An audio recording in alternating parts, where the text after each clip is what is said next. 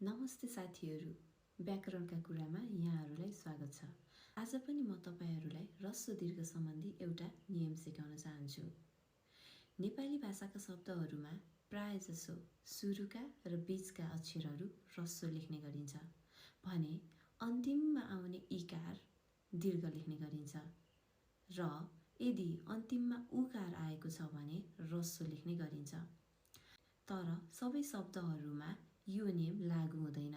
कुनै कुनै शब्दहरूमा सुरुका र बीचका अक्षरहरू पनि दीर्घ हुन सक्छन् भने अन्तिम अक्षर पनि ह्रस्व हुन सक्छ र अन्तिम उकार पनि दीर्घ हुन सक्छ।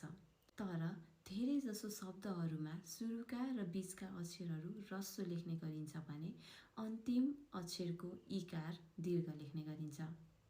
जस्तै हामी केही उदाहरणहरू हेर्न सक्छौँ।